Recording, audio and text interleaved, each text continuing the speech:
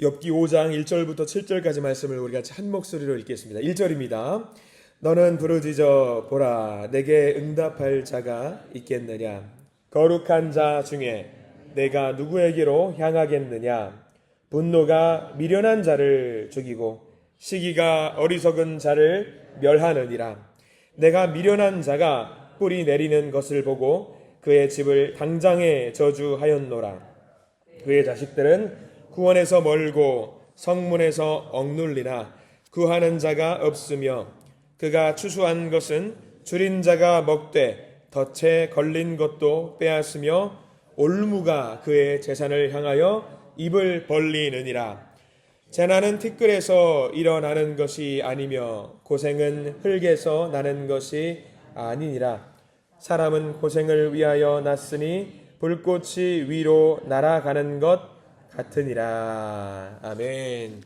이 말씀 가운데 하나님의 크신 은혜가 있기를 간절히 기도합니다. 우리 기도하는 마음으로 고백해 볼까요? 하나님의 은혜가 지금 저에게 임하기를 기도합니다. 옆 사람 축복하면서 하나님의 은혜가 지금 여러분에게 임하기를 기도합니다. 아멘. 하나님의 복된 은혜가 넘치기를 간절히 소망합니다.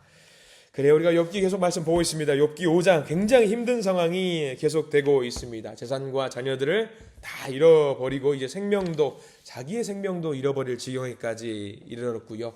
이 어려운 상황 속에서 위로를 한답시고 친구 3명이 찾아왔습니다. 그리고 가장 연장자였던 엘리바스가 지금 입을 열어서 말하고 있는데, 위로의 말을 하고 있는데, 위로의 말이 아닙니다. 위로한답시고 하는 말이 위로가 아니지요. 오히려 욥에게 이렇게 말합니다. 자네가 잘못을 한 게 있는 거 아니겠는가?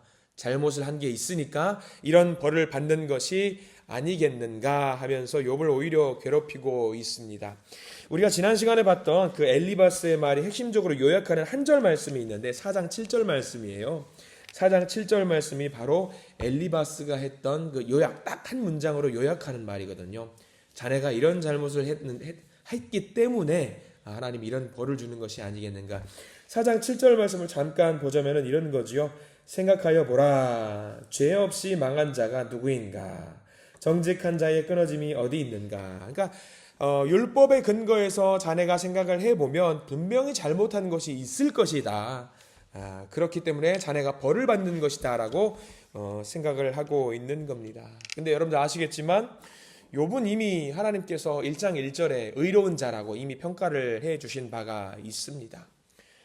그런 욥에 대해서 엘리바스가 하는 평가는 어떤 평가냐면요, 지극히 인간적인 평가입니다. 어줍지 않은 인간적인 평가를 가지고 욥을 평가를 하고 있습니다. 고정관념이라고 말을 하기도 하죠. 내 생각에 넌 이래, 내 생각에 내 경험에 넌 이래 라고 하면서 굉장히 위험한 가치 판단을 지금 하고 있습니다. 마치 우물 안의 개구리처럼 자기가 알고 있는 것이 모든 것인 것 마냥 욥을 질타하고 있어요. 우리도 그런데 살면서 조금 잘못하면요, 우리 시대의 엘리바스가 될 수가 있습니다. 하나님의 위로자가 되기를 원한다면요, 우리가 아마 듣는 것을 더 열심히 해야 되지 말하는 것보다 듣는 훈련을 더 많이 할 필요가 있는 것 같습니다. 욥기를 읽으면서 그런 기도를 웃자고 한 적이 있어요. 하나님, 이 입을 단속하게 해주시고 귀에 피가 날지언정 들을 귀를 주시옵소서라고 기도를 한 적이 있거든요.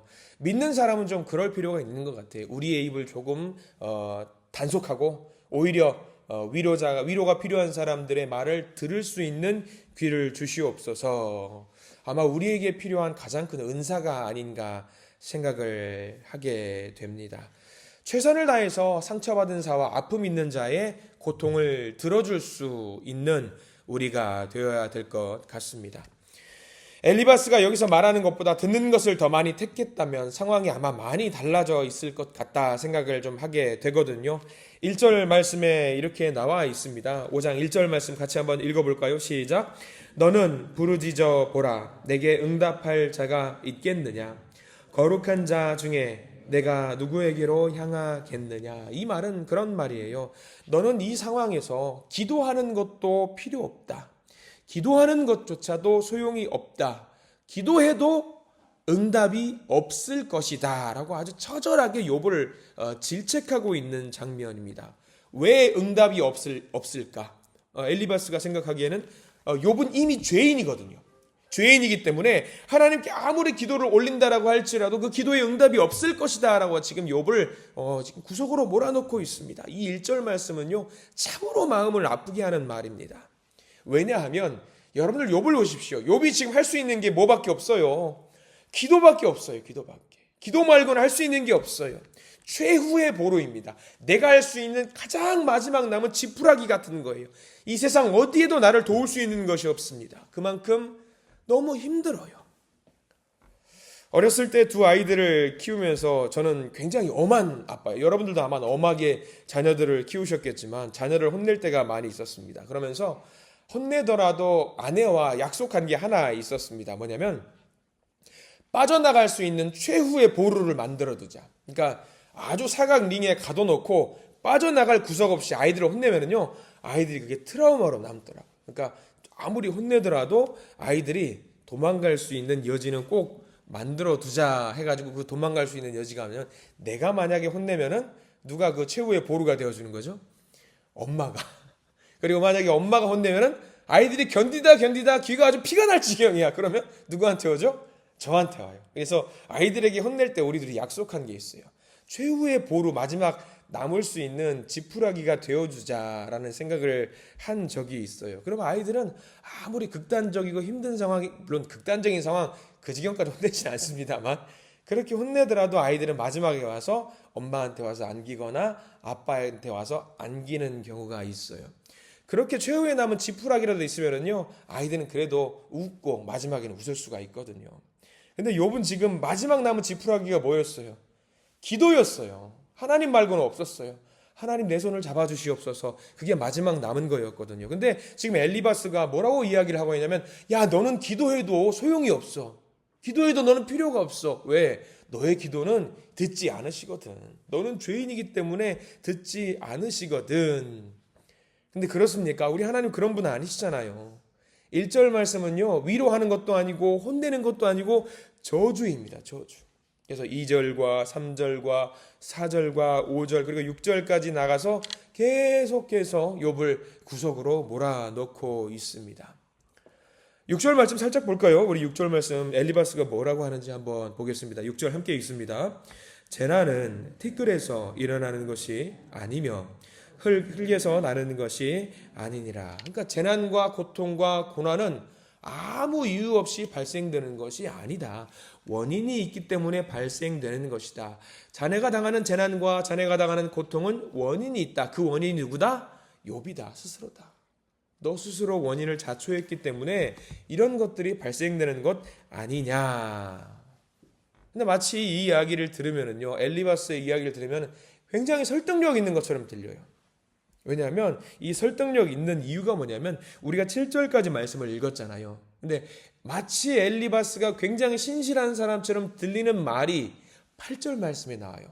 우리가 다 제껴놓고 8절 말씀 하나만 보면은요, 와, 굉장히 신실하다. 야, 진짜 하나님을 믿는 사람이네 라는 이야기처럼 들리거든요. 8절 말씀 한번 읽어볼까요? 다른 거 다 제껴놓고 8절 딱 한 절 말씀을 엘리바스가 했다라는 말로 우리가 한번 들어보십시오. 8절 함께 읽겠습니다. 8절입니다. 나라면 하나님을 찾겠고 내 일을 하나님께 의탁하리라. 어때요? 8절. 너무나도 신실하게 하나님을 찾는 사람 같아요. 막 이렇게 욥을 쪼면서 최후의 끝자락에는 무슨 말을 하냐면 야, 나라면은 하나님을 찾겠다. 아니, 욥이 지금 하나님 찾고 있잖아요. 나라면은 하나님을 의지하겠다. 하나님을 의지하고 있잖아요. 하나님을 의지하고 있잖아요. 의지하고 싶은데, 너무 간절하게 기도해서 의지하고 싶은데 엘리바스가 뭐라고 하냐면 너는 하나님을 찾아도 응답이 없을 거야 라고 이야기를 하는 거죠. 마치 엘리바스가 정말로 하나님을 신실하게 믿는 사람처럼 이야기를 하니까 욥도 스스로 착각을 하게 되는 거예요. 내가 정말 잘못한 게 있나? 나는 의인으로 살려고 노력을 했는데 내가 정말 잘못한 게 있나? 근데 엘리바스의 말을 잘 들어보면은요, 하나님을 찾기는 찾는 것 같아요. 근데 여기서 엘리바스가 빠져있는 게 있습니다. 뭐냐면은요, 우리가 하나님의 속성에 대해서 이야기를 할 때 엘리바스는 어떤 하나님에 집중하고 있냐면 공의의 하나님에 대해서 집중하고 있어요. 잘한 것이 있으면 칭찬하고 못한 것이 있으면 벌을 주는 하나님에게만 집중을 하고 있습니다. 근데 여러분들, 하나님은 하나님의 속성, 제가 여러분 지난번에도 한번 설교를 통해서 말씀을 나눈 적이 있습니다만, 여러분들이 알고 계시는 하나님은 어떤 하나님이세요? 질투의 하나님, 전쟁의 하나님, 뭐 그런 하나님 여러 가지 속성이 있죠. 제가 가장 좋아하는 하나님의 속성은 말씀드린 적이 있습니다. 여러분들도 마찬가지일 겁니다. 어떤 하나님? 사랑의 하나님. 하나님은 사랑의 하나님이세요. 사랑의 하나님이세요. 물론 공의의 하나님이시기도 하죠. 전쟁의 하나님도 맞죠. 질투의 하나님도 맞습니다. 근데 전지전능한 하나님도 맞지만 하나님의 속성 중에서 우리가 놓치지 않고 가장 사랑하고 좋아하는 속성이 있다라고 한다면 변하지 않고 우리를 사랑하신다라고 하는 사랑의 하나님의 속성이 담겨 있습니다. 무한정 부어주시는 사랑의 하나님. 너무 좋아요. 얼마나 좋은지 몰라요. 매 순간 어마어마한 사랑을 부어주시는 것. 근데 우리가 그것을 인지하지 못할 때가 있어요. 내가 정말 사랑을 받고 있는데 그것을 인지하지 못할 때가 있습니다. 아마 욥이 엘리바스가 조금의 여유를 가지고 그런 사랑의 하나님을 생각했다라고 한다면은 충분히 누릴 수 있었을 겁니다. 여러분들도요, 우리도 마찬가지예요. 조금만 여유를 가지고 내가 당한 이 고난과 재난과 어려움 속에서 조금 여유를 가지고 하나님을 생각해 보십시오. 그러면 그 주변에서 나를 감싸고 있는 하나님의 사랑을 충분히 느끼실 수 있을 겁니다. 그 사랑의 하나님을 누리시기를 부탁을 드립니다. 만약에 하나님이 공의의 하나님, 엘리바스가 생각하는 이 하나님의 속성만 갖고 있다라고 한다면요, 이 세상 가운데 구원을 받을 수 있는 사람은요, 단 한 명도 없습니다. 사도 바울이 과연 구원을 받을 수 있을까요? 아니요. 베드로 구원받을 수 있을까요? 배신자잖아요. 스데반은요. 또 다른 사도 요한 같은 사람은요. 아니 뭐 순교를 당하면서까지 복음을 전했던 제자들 구원받을 수 있을까요? 없습니다. 아니 구약 성서를 보시죠. 다윗 구원받을 수 있을까요? 없어요. 엘리야는요, 모세는요, 그 누구도 구원을 받을 수 없어요. 우리가 구원받을 수 있는 이유는 딱 하나입니다. 하나님이 어떤 하나님이기 때문에, 사랑의 하나님이기 때문에 우리가 구원을 받을 수 있다는 사실을 명심하시기를 바랍니다. 그리고 감사한 거 하나는 뭐냐면요, 우리 하나님은요 편애하는 하나님이세요. 편애하는, 믿는 자들을요, 하나님의 자녀들을요, 유달리 더 편애하는 하나님이시라는 사실을 명심하시기 바랍니다. 여러분들은요, 편애를 받는 분이에요. 편애를 받는 분. 제가 어렸을 때 명절에 할아버지 집에 놀러 간 적이 있습니다. 아직도 기억이 나는 일들이 있어요. 거실에서 소파가 있었어요. 아마 기역자로 됐던 소파였는데, 기역자로 꺾이는 부분에 뭐가 있었냐면 벽걸이 거울이 있었어요. 제법 큰 거울이 있었고요. 제가 기억이 맞는 건지 모르겠지만 그 거실에 뭐가 있었냐면, 거실 바로 옆에 할아버지 집무실이 있었고요. 그 거실 그 바닥이 무슨 바닥으로 돼 있었냐면 그 러그라고 하죠. 러그, 이렇게 딱딱한 거 말고 그 섬유로 돼 있는 바닥이었어요. 근데 그 소파를 막 뛰면서 막 점프하면서 막 그 덤블링처럼 막 돌아다녔는데, 덤블링을 하다 보니까 그 옆에 뭐가 있었다고 말씀드렸죠? 거울이 있었어요. 막 뛰다가 어떻게 됐겠어요? 그 거울을 툭 건드려 가지고 떨어졌는데 와장창창창. 근데 바닥이 뭐였다고요? 그 러그 섬유였어요. 그리고 와장창창 깨지면, 이런 맨바닥이면 어떻게 해요? 쓸면 돼요. 쓸면 깨끗하게 걸레질하면 돼요. 근데 바닥이 섬유였기 때문에 깨지면 어떻게 돼요? 사단이 나는 거예요. 사단이 나는 거죠. 그 깨진 조각이 거기 숨어있기라도 하나 잘못해서 밟으면은 큰 일이 나는 거죠. 어떻게 됐을까요? 작살나게 혼내지요. 작살나게 혼냈어요. 근데 할아버지께서 그렇게 작살나게 혼내더라도 시간이 좀 지나고 나서 할아버지가 좀 미안하셨든지 애정어린 모습으로 안아주면서, 영민아 뛰면 안 된다. 이미 뭐 깨졌는데 뭘 깨졌는데. 그러면서 안아주시면서 저를 안아주시고 위로해 주셨던 모습이 기억에 나거든요. 근데 왜 그게 기억에 나냐면은 저희 할아버지께서 제가 알기로는 6대인가 5대인가 외동이세요. 외동. 그러니까 세상의 사랑을 다 받고 자라셨고 성장하셨던 분이기 때문에 약간은 개인적인 욕심들이 늘 있으셔요. 그런데 그러니까 손주를 보고 혼낼 땐 혼내시더라도 안아주시는 모습이 여전히 기억에 남아요. 사랑하는 것이 있기 때문에 그 모든 것들이 있다고 할지라도 용서하는 모습을 어렸을 때에 저는 그 기억에 남아 있단 말이죠. 이놈 조심해야지 하면서 웃으셨던 말입니다. 그게 아마 가끔 생각해요. 똑같지는 않을지언정 사랑이라는 단어를 대변할 수 있는 우리 어른들이 갖고 있는 넓은 마음이잖아요. 하나님도 똑같은 것 같아요. 사랑받는다라는 것은 그런 것 같아요. 엘리바스는 1차원적으로 네가 죄인이니까 벌 받는 거야. 너 벌 받는 거야. 이런 지식만 가지고 지금 혼내고 있습니다. 근데 우리 하나님은 그렇게 하지 않으세요. 고난 중에 있는 믿음의 성도가 있다라고 한다면, 절망 중에 있던 자녀가 있다라고 한다면, 눈물을 흘리고 있는 성도가 있다라고 한다면요, 우리는 그렇게 생각할 수 있습니다. 내가 벌 받고 있구나. 내가 벌 받고 있으니까 이런 고통당하고 있구나. 근데 하나님은요, 그것을 넘어서 늘 우리를 안아주시고 사랑하시는 분이라는 사실을 우리가 잊지 마셨으면 좋겠습니다. 우리가 하나님을 믿을 때 정말 조심해야 하는 것이 있다라고 한다면요, 우리의 얄팍한 지식으로 하나님을 틀 안에 가두는 이 잘못을 하지 마시기 바라요. 우리가 주일에 나면서부터 맹인이 되었던 사람이 딱 대표적이잖아요. 고난을 통해서 구원으로 인도를 받았어요. 그게 하나님께서 생각하시는 수준이에요. 근데 우리는 우리의 수준에서 하나님을 판단할 때가 많이 있습니다.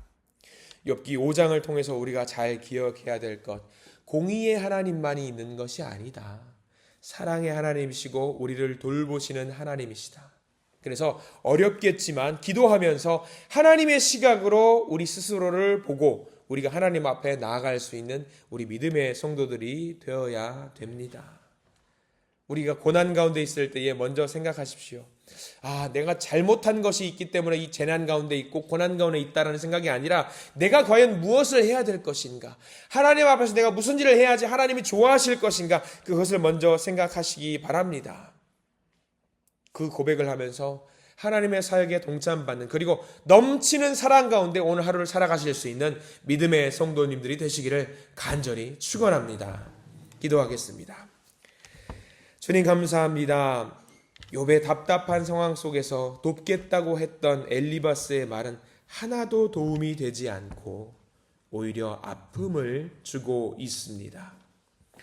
우리의 모습이 마치 이런 것 같습니다. 온전히 하나님을 바라보게 해 주시옵소서. 우리의 수준이 아니라 하나님의 수준에서, 하나님의 차원에서 우리의 문제를 바라보게 해주시고 그 상황 속에서 넘치도록 부어주시는 그 사랑을 누릴 수 있는 우리 모두가 되게 해 주시옵소서. 나를 부르신 이도 하나님이십니다. 나를 보내신 이도 하나님이십니다. 나의 나된 것은 하나님의 은혜라고 우리가 고백하고 있습니다.